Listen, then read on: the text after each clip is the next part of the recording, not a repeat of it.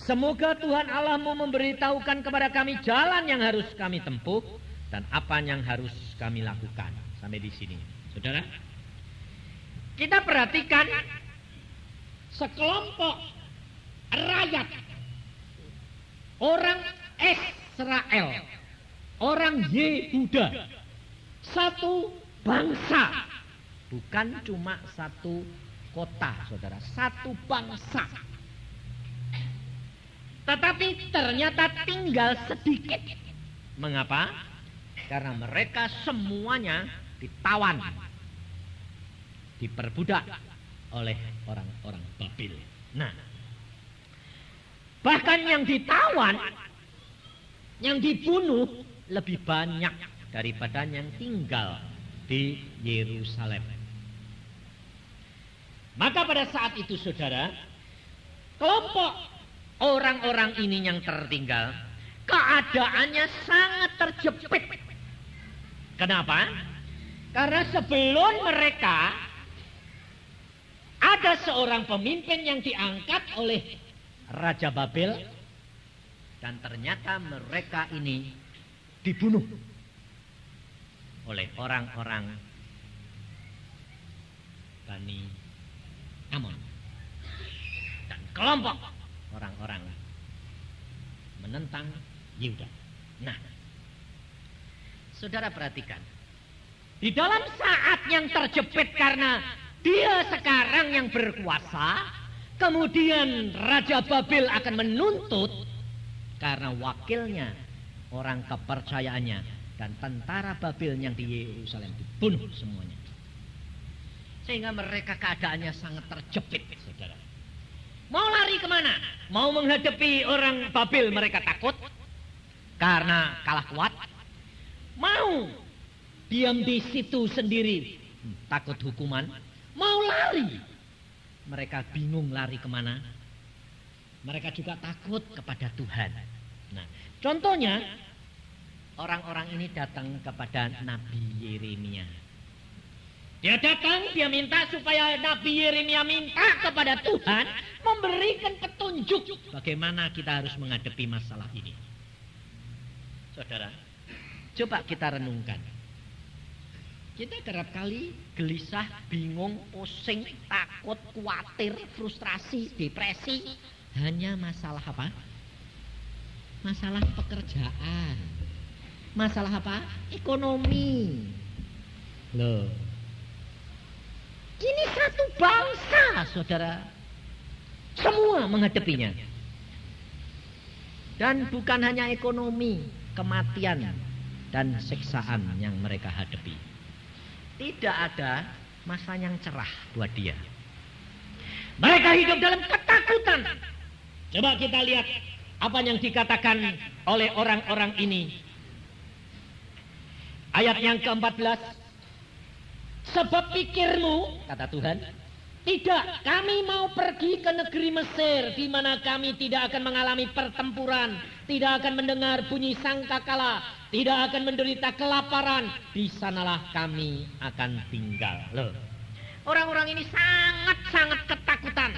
Karena apa? Dilanda kelaparan, peperangan, ancaman, penderitaan, sengsara.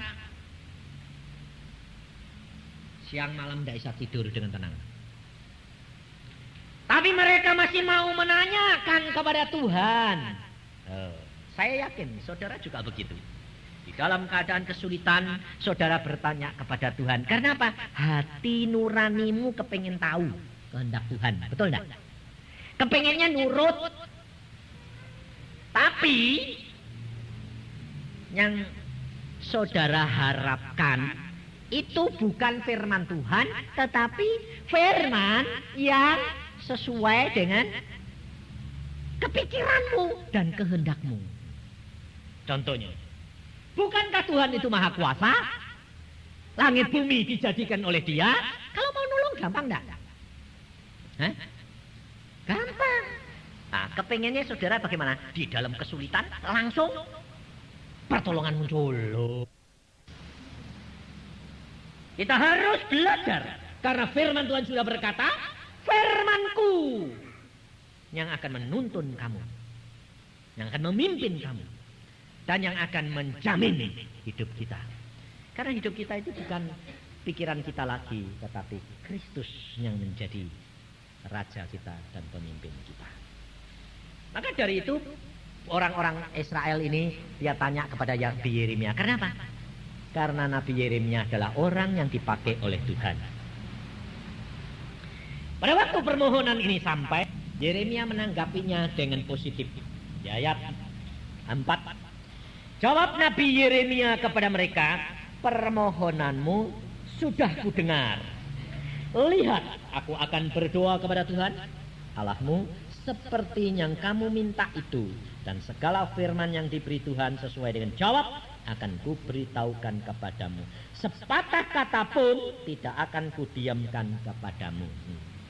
Yeremia juga di dalam Yerusalem, saudara. Dia tidak diangkut ke Babel. Kenapa? Raja Babel memberikan kebebasan kepada Nabi Yeremia. Kamu mau tinggal di Yerusalem atau ke Babel, kemana saja kamu boleh. Karena Nabi Yeremia dipakai Tuhan, dan Raja Babel menghormati Nabi Yeremia. Sebab apa yang dikatakan jadi. Maka dari itu Nabi Yeremia mendapatkan perlindungan. Pada waktu orang semuanya diangkut ke Babel, ditawan, dibunuh, dianiaya, Nabi Yeremia malah dikeluarkan dari penjara lalu diberi hadiah.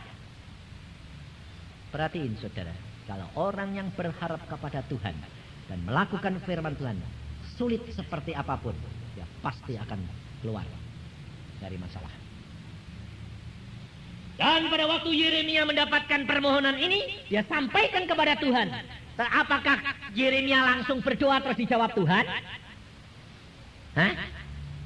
Coba baca di dalam ayat yang ke-7. Sesudah 10 hari datanglah firman Tuhan kepada Yeremia. Berapa hari? Lalu dalam masa 10 hari itu orang ini rapat, bingung, takut, khawatir enggak? Gelisah. Nih loh saudara. Mengapa Tuhan tidak jawab langsung? Mengapa 10 hari? Mengapa didiamkan? Tuhan Maha tahu. Tuhan punya otoritas. Tuhan tahu persis apa yang ada di dalam hati dan pikiranmu. Maka dari itu saudara, jangan coba-coba kita memperalat Tuhan. Tapi kita harus belajar menurut, menyerah, dan taat kepada Dia. Karena apa? Akibatnya parah. Kenapa? Coba kita lihat di dalam ayat yang ke-20. Apa kata Nabi Yeremia? Kamu telah menipu dirimu dan membahayakan nyawamu ketika kamu mengutus aku kepada Tuhan Allahmu dengan berkata, berdoalah untuk kami kepada Tuhan Allah kita dan beritahukanlah dengan tepat kepada kami apa yang difirmankan Tuhan Allah kita supaya kami melakukannya. Coba. Yeremia mengingatkan kepada mereka bahwa kamu menipu dirimu sendiri dan kamu membahayakan nyawamu pada waktu engkau datang kepadaku untuk aku berdoa kepada Tuhan. Kenapa Yeremia mengatakan hal itu? Kenapa Yeremia mengingatkan orang-orang Yehuda itu perkara itu? Kenapa Yeremia mengatakan bahwa mereka menipu diri sendiri? Kenapa mereka diperingatkan bahwa mereka itu membahayakan nyawanya? Sebab ternyata Yeremia sudah diberitahu Tuhan bahwa mereka tidak bakal nurut firman Tuhan. Ini loh saudara. Kalau saudara dan saya sudah punya konsep sendiri dan tidak berani menyerah kepada Tuhan, jangan coba-coba datang kepada hamba Tuhan, tolong tanyakan kehendak Tuhan. Ini saya banyak sekali hadapi, saudara. Terutama anak muda. Kalau datang selalu bilang, Pak, tolong tak doain Pak, itu jodoh saya apa enggak? Saya bilang, saya bukan dukun dan biro jodoh. Sebab apa saudara? Ternyata segala sesuatu itu persis kayak orang Yahudi ini. Tanya, tapi maksudnya supaya diteguhkan, kehendaknya dituruti. Kesenangannya sendiri. Kalau nanti bertentangan, wah, nggak cocok gitu. Dan akhirnya malah membahayakan nyawanya dan menipu dirinya sendiri. Kenapa membahayakan nyawa? Sebab jikalau kita berani tanya dan Tuhan menyatakan dan kamu tidak nurut, apa akibatnya? Hah? Bayar harganya mahal, saudara. Sebab Yeremia sudah berkata, kamu menipu dirimu sendiri dan kamu membahayakan nyawamu. Sebab di sini dikatakan Tuhan berkata apa? Ayat yang ke-15. Maka dengarkanlah sekarang firman Tuhan, hai sisa Yehuda. Beginilah firman Tuhan semesta alam Allah Israel. Jika kamu sungguh-sungguh berniat hendak pergi ke Mesir, dan memang kamu pergi dan tinggal sebagai orang asing di sana, maka pedang yang kamu takuti itu akan menimpa kamu di negeri Mesir, dan kelaparan yang kamu gentarkan itu tidak putus-putusnya mengejar-ngejar kamu di Mesir, sampai kamu mati di sana. Bayangin nih saudara, apa yang mereka justru takutkan itu mereka dapat, bahkan sampai mati. Ini loh saudara. Sebab Tuhan kita ini Tuhan yang maha kuasa, yang dapat mengubahkan segala perkara. Maka dari itu kita jangan main-main. Jikalau kita sudah mau menjadi anak Tuhan, sudah bertobat, kita harus benar-benar takut akan Dia. Kalau tidak, saudara yang rugi sendiri. Sebab kamu berhadapan dengan Allah yang maha kuasa, menciptakan langit dan bumi, dan kau tidak akan mampu berbuat apa-apa di hadapan Dia. Tapi kalau engkau nurut, engkau akan enak. Nah, maka dari itu pada waktu Yeremia disuruh bertanya, Allah menunda 10 hari. Kenapa ditunda 10 hari? Tuhan menantikan mereka supaya benar-benar kalau mereka tidak sanggup, ya sudahlah, jangan tanya-tanya. Sudah ambil putusan sendiri, tanggung sendiri. Kalau tidak tahu firman Tuhan dilanggar, kan tidak salah toh? Hukumannya ringan. Tapi kalau sudah tahu firman Tuhan dilanggar, hukumannya berat. Tapi mereka berkata apa? Ayat 5, berkatalah mereka kepada Yeremia, biarlah Tuhan menjadi saksi. Bayangin, malah berat lagi. Sumpah lagi, berjanji lagi. Biarlah Tuhan menjadi saksi yang benar dan yang dapat dipercaya terhadap kami. Jika kami tidak berbuat menurut segala firman yang disuruh Tuhan Allahmu kau sampaikan kepada kami, maupun baik ataupun buruk, kami akan mendengarkan suara Tuhan Allah kita yang kepadanya kami mengutus engkau supaya keadaan kami baik, oleh karena kami mendengarkan suara Tuhan Allah kita. Duh. Berarti orang Yahudi ini sadar enggak kalau mereka itu nurut Tuhan bahwa pasti akan baik? Sadar enggak? Sadar. Tapi ternyata mereka keras kepala.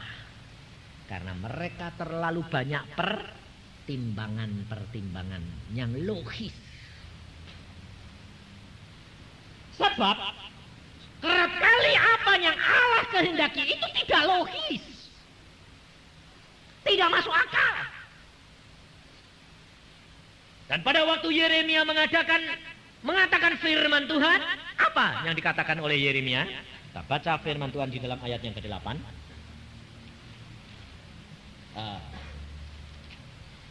Lalu Yeremia memanggil Yohanan bin Kareah dan semua perwira tentara yang ada bersama-sama dengan dia, dan seluruh rakyat dari yang kecil sampai yang besar. Berkatalah ia kepada mereka, beginilah firman Tuhan Allah Israel yang kepadanya kamu telah mengutus aku untuk menyampaikan permohonanmu ke hadapannya. Jika kamu tinggal tetap di negeri ini, maka aku akan membangun dan tidak akan meruntuhkan kamu. Akan membuat kamu tumbuh dan tidak akan mencabut kamu. Sebab aku menyesal telah mendatangkan malapetaka kepadamu. Janganlah takut kepada Raja Babel yang kamu takuti itu. Janganlah takut kepadanya. Demikianlah firman Tuhan. Sebab aku menyertai kamu untuk menyelamatkan kamu dan untuk melepaskan kamu dari tangannya. Aku akan membuat kamu mendapat belas kasihan, sehingga ia merasa belas kasihan kepadamu dan membiarkan kamu tinggal di tanahmu. Nah, firman Tuhan, jaminan Tuhan tidak sesuai dengan apa yang ada di dalam pikiran mereka. Mereka kepengen lari karena takut Raja Babel. Tuhan berkata, diam. Lah kan berarti seperti orang nyerahkan diri, betul tidak? Lalu kalau kita di dalam masalah, kita diem, ketemu orang bilang, jangan diem. Bukankah Alkitab berkata, ora et labora, berdoa dan bekerja, kerja dong. Kalau tidak kerja, tidak makan. Nah, ini saudara. Kita kerap kali tidak belajar akan firman Tuhan. Itu juga firman Tuhan, ini juga firman Tuhan. Yang mana yang dibuat untuk kita? Loh. Siapa yang tahu yang paling cocok untuk kita? Roh Kudus. Maka dari itu, kalau saudara menghadapi kesulitan, jangan terlalu dipikirkan banyak-banyak. Kalau kamu pikirkan, tidak tambah terurai, tambah ruwet, tambah tidak ada jalan, gelap semuanya. Kenapa? Pikiranmu jadi penuh dengan khawatir, takut, bimbang, ragu. Firman Tuhan tidak bisa didengar karena hati dan pikirannya gelap. Dan ini semua, melanda semua saudara. Saya tadi barusan dapat telepon dari Jakarta, dari seorang manajer. Dia berkata, Pak, ini teman saya suaminya kacau Pak. Kenapa? Perusahaannya sedang kacau. Terus dia cari dukun, cari sana sini. Tidak nolong Pak. Istrinya Kristen, suaminya tidak.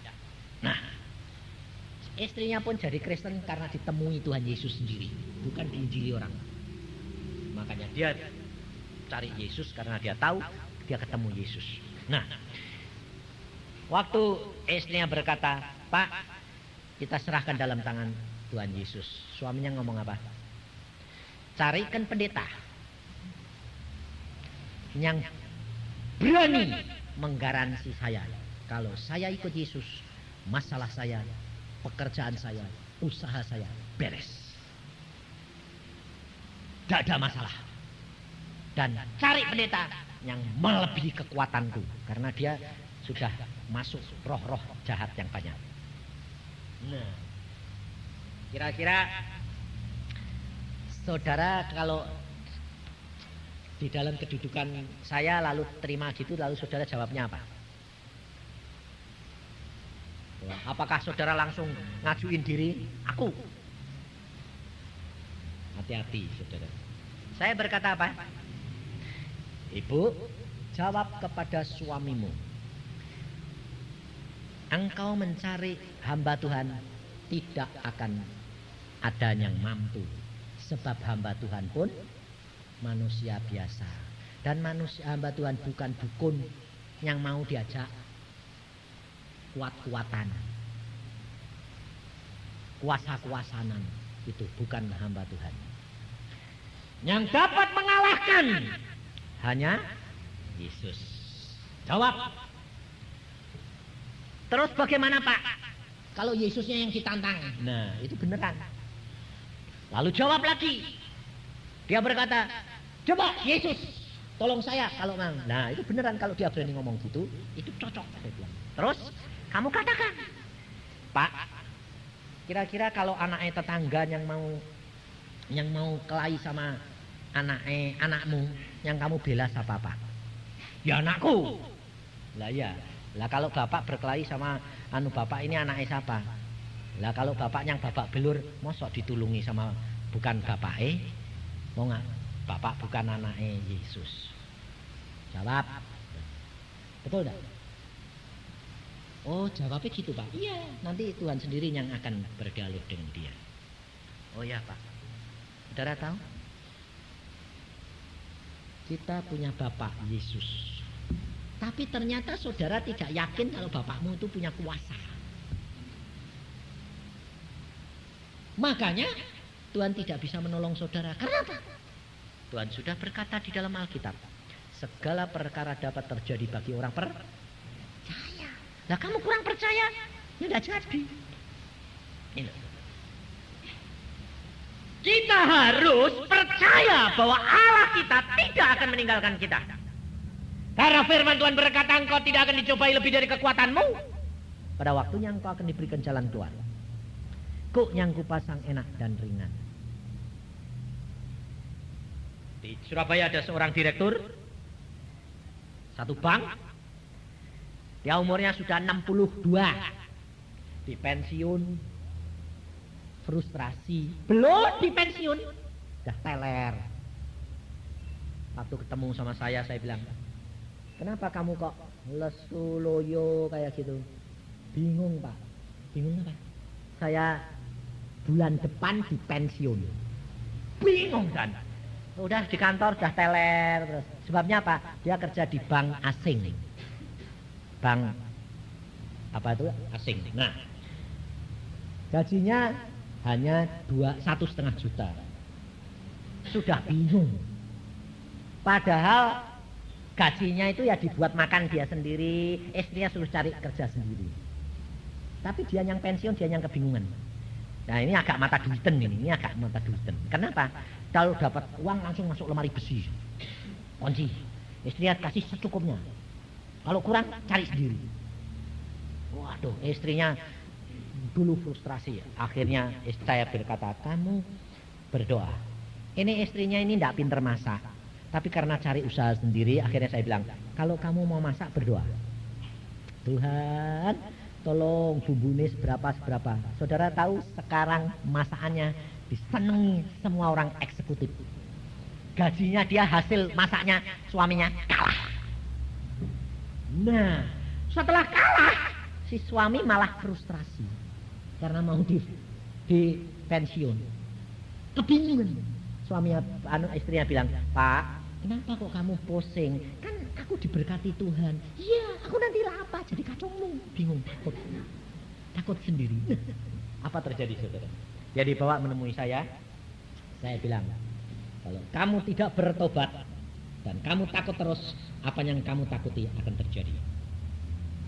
Tapi kalau kamu bertobat sekarang, pengucap syukur, serahkan dalam tangan Tuhan, pensiun berhenti, Allah buka jalan. Tetapi jangan main-main dengan Allah. Kamu sudah berani datang tanya kepada saya dan saya sampaikan firman Tuhan, tergantung kamu.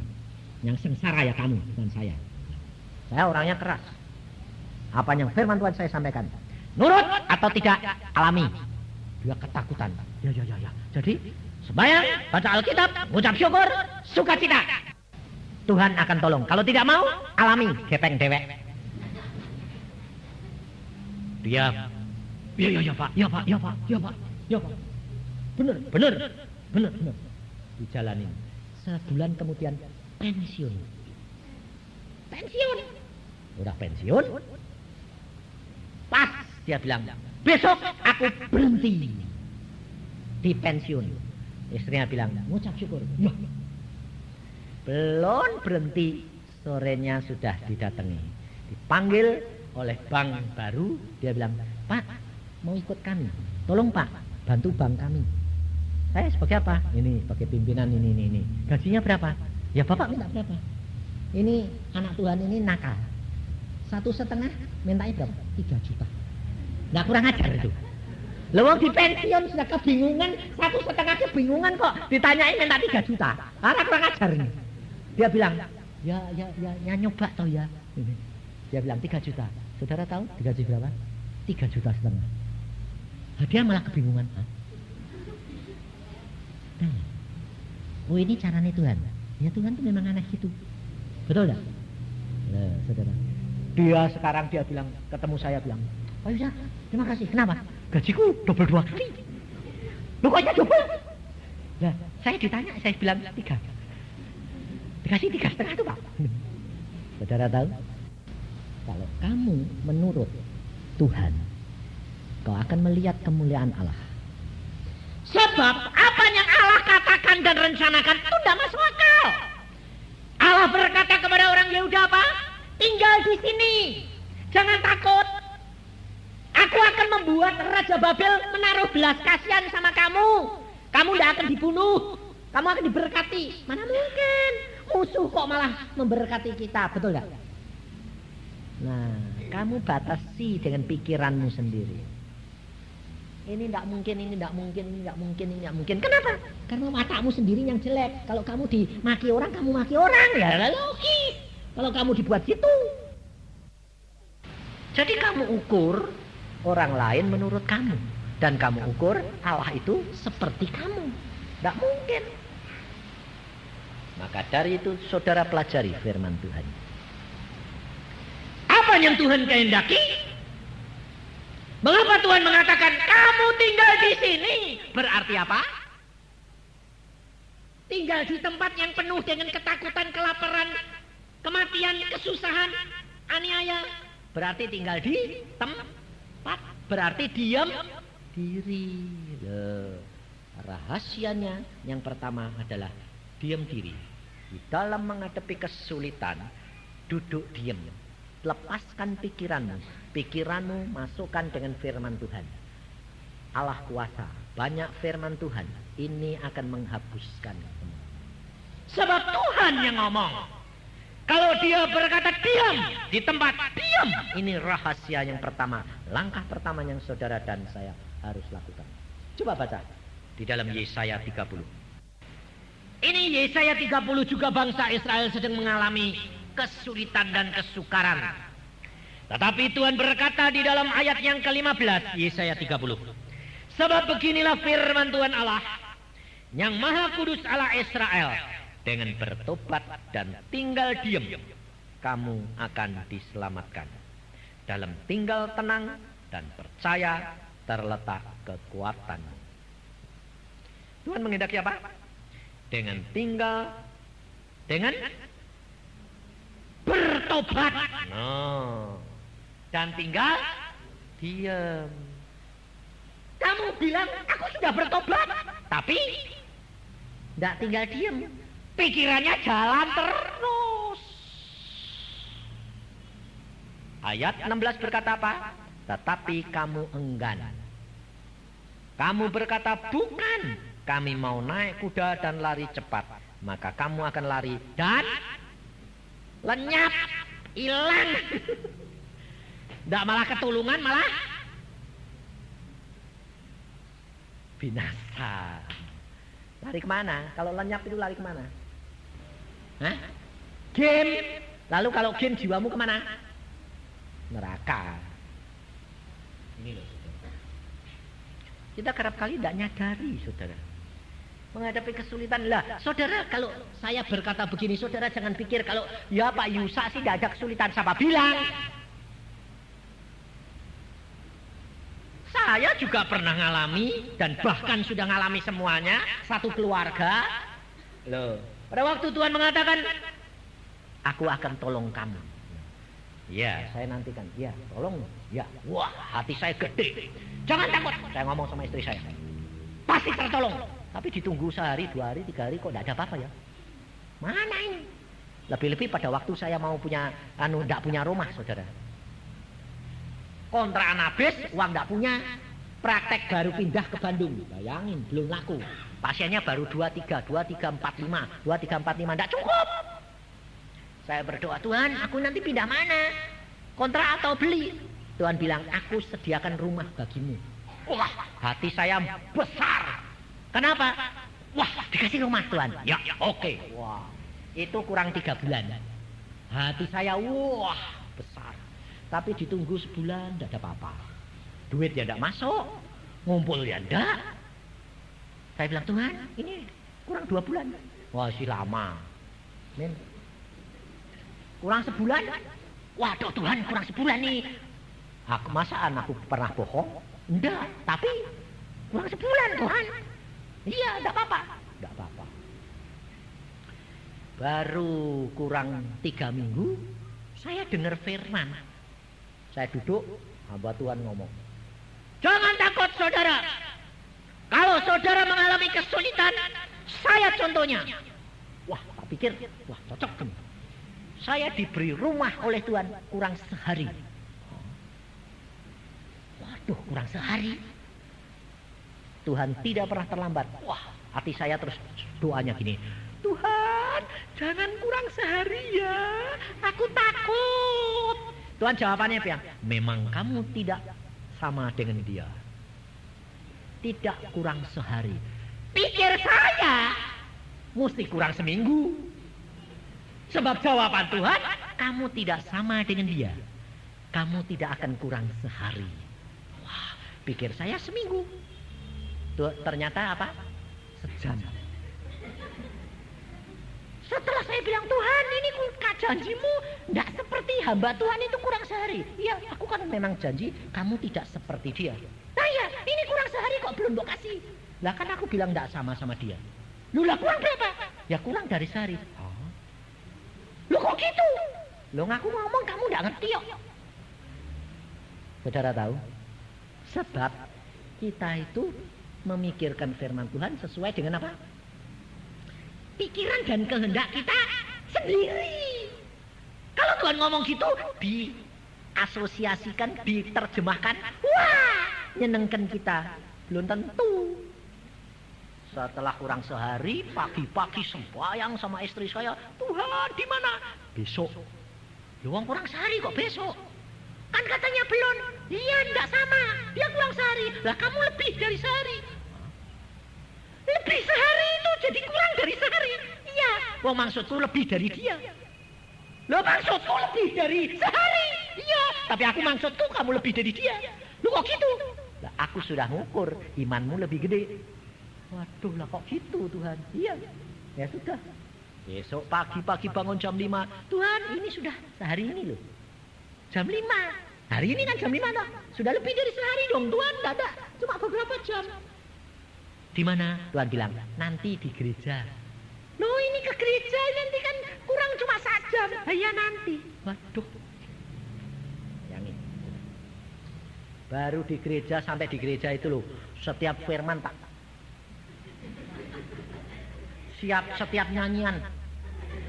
Sebab saya pikir Tuhan ngomong melalui nyanyian. Kalau nyanyian bilang rumah Gatot. Wah. Ya dah. Ada. Rumah ya ndak. Gatot ya ndak. Sampai akhir ini istri saya setiap detik sudah. Ini agak tegang. Sudah. Jadi ternyata dia tidak dengerin firman. Tapi dia memperhatikan saya. Jadi dia malah lihat saya gini. Dengar firman lewat yang diperhatikan. Dah ngomong belum ini Tuhan. Jadi setiap kali dah belum ini ngotot ini. Ini sedang konsentrasi kok sebentar. Dah belum. Dia enggak bantu saya sembahyang, malah konsentrasi saya. Padahal kalau dia mungkin konsentrasi Tuhan ngomong sama dia. Tapi karena dia tegang, ya dua-dua tegang, maklum lah, enggak punya rumah kok. Rumahnya mau dirobohin, bayangin. Barang-barang sudah dikeluarin, bayangin saudara. Tetangga sudah kumpul, tanya, Pak pindah mana? Tidak tahu, bayangin. Tidak dianggap orang sinding. Dianggap orang sinding, orang sombong lagi. Mau pindah saja mau ngasih tahu. Lo belum tahu, mana ada? Lo ya betul tidak? Kurang saja kok, mana ada? Lo barang sudah dikeluarkan semua Pak? Iya. Mau kemana? Belum tahu. Mana ada?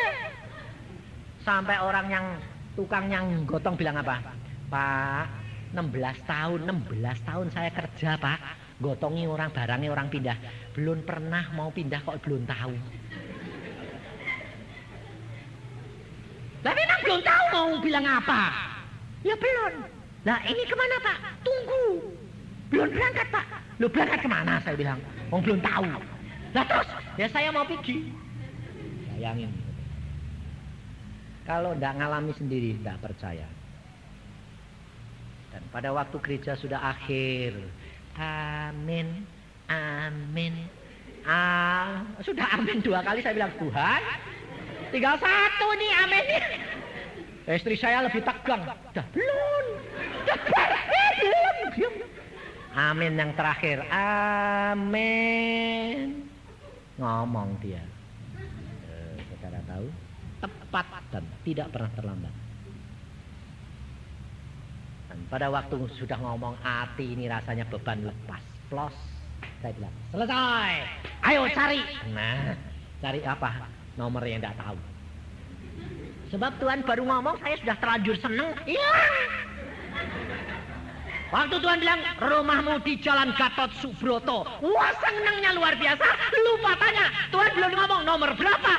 Yang punya siapa? Belum ngomong. Saya bilang, oh si Tuhan. Istri saya, sudah. Waktu di skuter dia tanya, di mana? Gatot Subroto. Nomornya? Loh, nomornya?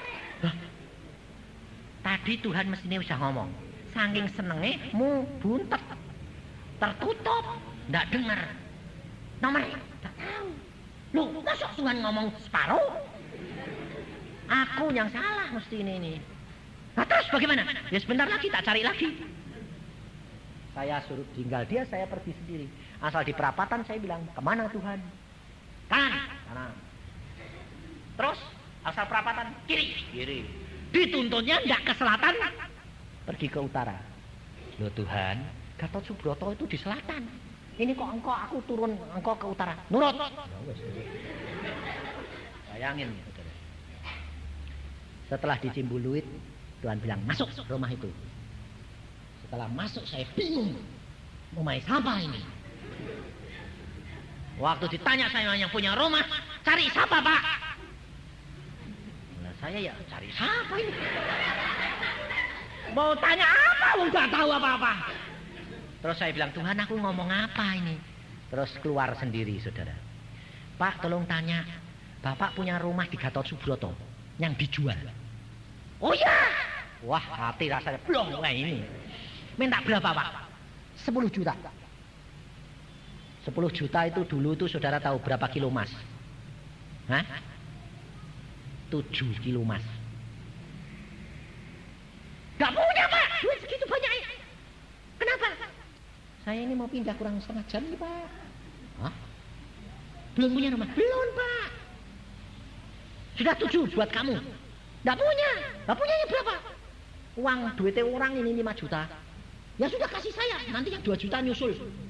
Kapan? 3 bulan. Kalau udah ada, uangmu 5 juta tak kasih balik. Bayangin. Pakai. Kunci saya terima, langsung datang. Ayo pergi ke Gatot Subroto. Jalan nomor berapa? 211 dulu. Di sebelah mana? Nggak tahu. Cari saja yuk sama-sama. Jadi beli rumah, nggak tahu rumahnya, nggak tahu lihat, nggak tahu apa-apa itu saya. Masuk jeglek. Saya bilang puji Tuhan, ruangannya gede buat persekutuan. Selesai. Setelah 3 bulan baru bingung lagi, pagi bangun nangis. Istri saya. Kenapa? Sebab belum ada duit, mau diusir lagi. Ya kan mesti keluar lagi. Tuhan ini sudah 3 bulan. Bayarnya yang 2 juta itu 1 kilo emas. Di mana Tuhan? Bagaimana caranya Tuhan? Nangis jam 5. Nah, saya ya bingung. Istri nangis sih. Saya bilang, Tuhan istriku nangis ini pindah kemana lagi nih? Tuhan berkata, jangan nangis, ngucap syukur, uang sedang aku kirim. Nah, saya bilang, stop nangis, ngucap syukur, uang sedang dikirim. Nah. Sudah gitu tanya, dari mana? Nggak tahu. Dari mana? Nggak tahu. Tahu Tuhan nggak ngomong dari mana-mana. Saudara tahu, jam 9 pagi ada bel. Saya ya sudah lontang-lantung, sudah jam 9 ini saya takut orangnya yang datang. Orang yang punya rumah datang nagih. Saya bilang, itu ada bel tuh bukai. Tuhan ngomong, itu emas di dalam ayam goreng. buat bayar rumah. Saya ngomong sama istri saya, bukain, itu ayam goreng isinya emas. Lalu dia bilang, wah kok kayak dongeng, ayam bertelur. Iya, kali ini enggak telur, ayamnya goreng itu, ya mati itu. Tapi dalamnya isi emas. Dari siapa? Dari kakakmu.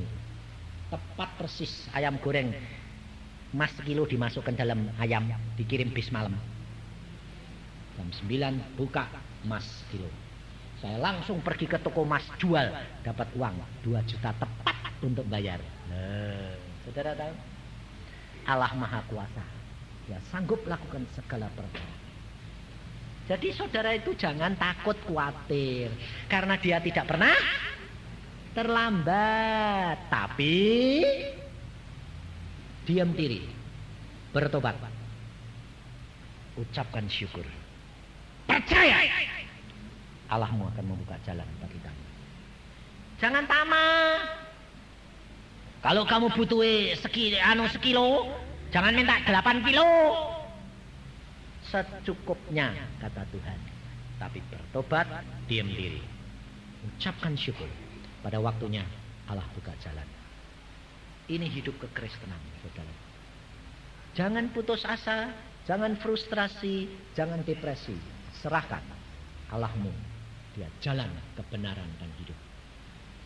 Hidupmu tidak hanya di dunia, sampai ke surga. Dijamin di sini sampai ke surga. Kenapa kakak istri saya kok bisa tepat datangnya? Allah luar biasa. Karena dia punya rumah, dijual 2 bulan tidak laku, dijual 8 juta tidak laku, dan dia berdoa, dan dia minta kita berdoa, tolong doakan supaya laku 10 juta. Nanti yang 2 juta 1 kilo emas buat kamu, yang 8 juta buat saya. Karena apa? Karena dia maunya jual memang 8 juta, karena baru ditawar cuma 6 juta. Saya suruh berdoa supaya laku 10 juta. Lalu lucu dah, minta 8 juta, orang suruh beli 10 juta. Ada enggak? Rumah itu 2 bulan ditawarkan 8 juta, ditawar cuma 6 juta. Sekarang saya suruh berdoa supaya laku 10 juta. Masuk akal enggak? Hah? Tapi Allah berkata, aminkan, doakan, pasti. Saudara tahu, sehari sebelum dia ngirim emas itu, rumah itu laku 16 juta. Bukan 10 juta, 16 juta lakunya. Padahal dia butuhnya mintanya cuma 8. Harusnya jatah saya berapa? 8, 4 kilo. Tapi saya dikirimi berapa? Sekilo. Sebab apa? Butuh saya cuma sekilo. Jadi untung dia 3 kilo. Kenapa? Dia jadi saluran berkat. Perhatiin. Saudara, kalau engkau dan saya mau jadi saluran berkat, Allah tidak pernah menutup berkat. Tapi setiap anak Tuhan diberi sesuai dengan kebutuhannya. Jangan tamak. Maka dari itu engkau akan dapat mengucap syukur. Karena bagi Allah tidak ada yang mustahil. Jangan batasi kuasa Allah. Dulunya saya juga hampir jengkel. Lah minta 8 juta kok saya suruh doain 10 juta. Ini kan orang sinting. Tapi pada waktu saya mau marah, Tuhan berkata, aminkan. Saya bilang, amin. Kalau laku, cepat kirim. Dia langsung kirim tepat waktunya. Dan saya bayar. Allahku, Allah yang luar biasa. Saudara percaya? Mau ngalami?